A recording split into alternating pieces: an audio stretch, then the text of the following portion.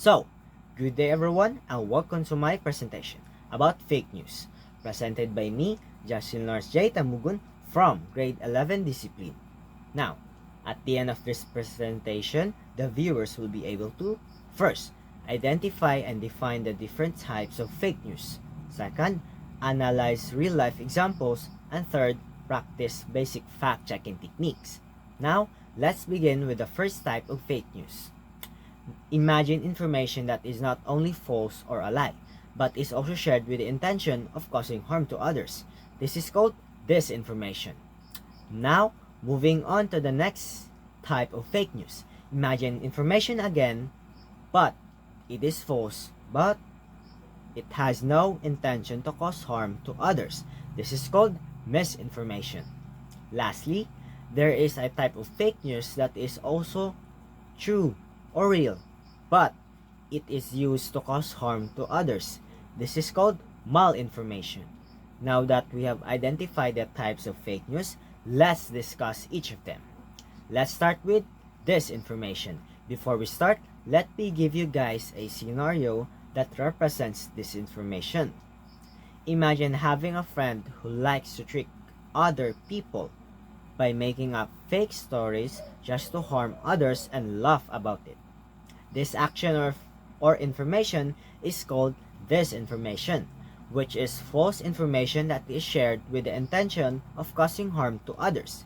People who create or spread this kind of content already know that it is fake or false, but they still choose to share it in order to deceive, mislead, or cause damage to other people. Now, let me give you guys a real example of it. In this post, a fake page pretending to be the PGH Department of Ophthalmology falsely claims that Sharo Santos is endorsing a product called lutein gummies. Now, at the same time, there is also another post also uses her identity pretending to be the real Sharo Santos, warning people about fake products and trying to make it look official and believable.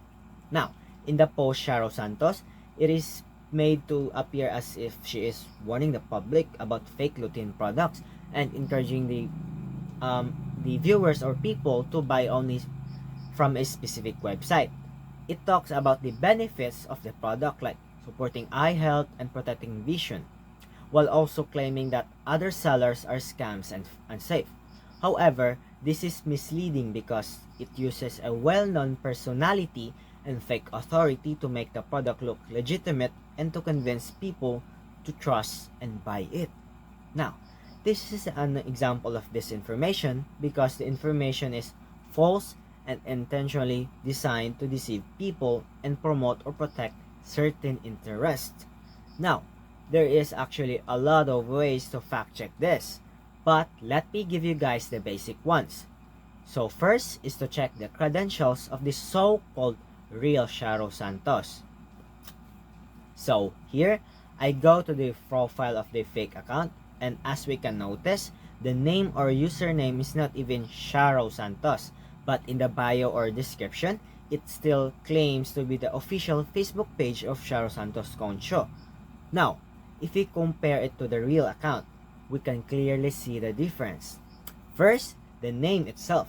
The real account uses the correct name Sharo Santos, while the fake one uses a different or unrelated name, and it also uses a different or other language. Now, the second is the number of followers. As we can see, the real Sharo Santos has around 1.5 million followers, while the fake account only has about 14. Just from these details alone, we can already start identifying which one is real and which one is fake, even if both try to look official in their description. Now, another way to fact check information is to use websites like Verifiles, which is a trusted fact-checking organization that verifies news and helps identify whether the information is true, false, or misleading. Now, as you can see, I fact-checked the claim that Sharo Santos is endorsing lutein gummies, which turned out to be fake, obviously. Now, let's move on to misinformation. Again, imagine that same friend again, but this time he is very innocent or simply unaware. He sees a post from a Philippine weather advisory page that is saying that on July 21 there will be no classes. Believing it is real, he immediately shares it with you to help inform others.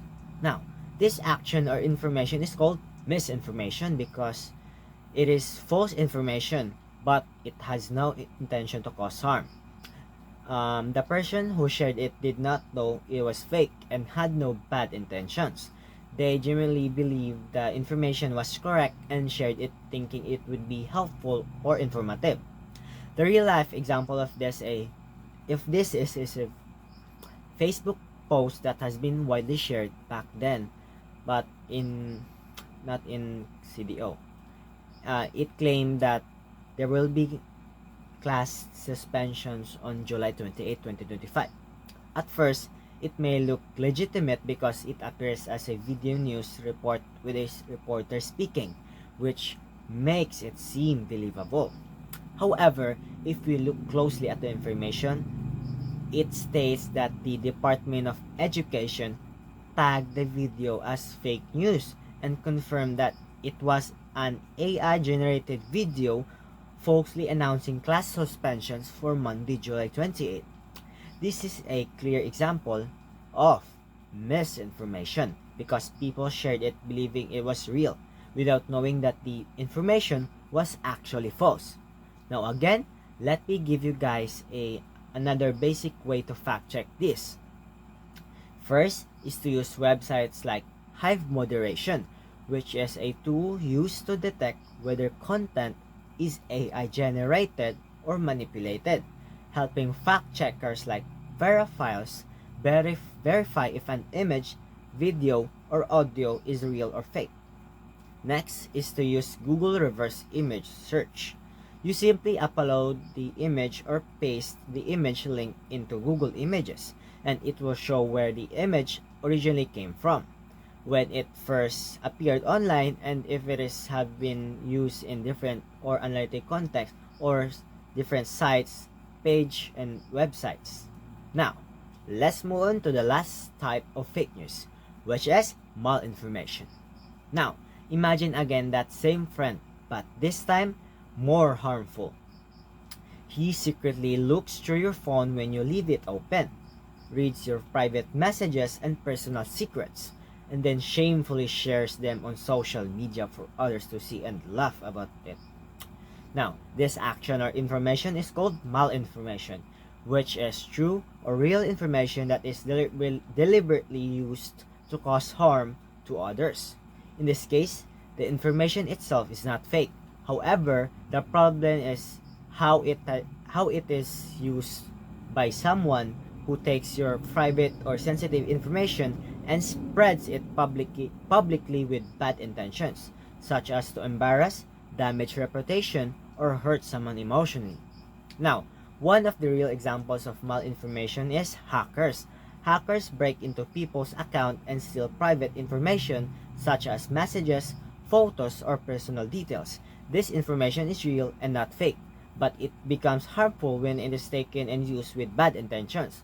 For example, hackers may use the stolen information to blackmail victims. They might threaten to leak private messages or sensitive files unless the person sends money. Now, this creates a situation where the victim is forced into paying just to protect their privacy and prevent their information from being leaked or exposed online. This is malinformation because the information is true, but it is used in a harmful and abusive way to threaten, control, or damage other people. Now that you've known the different types of fake news, let's be real. Don't usually we have to not believe everything we see online because not everything we see is actually true.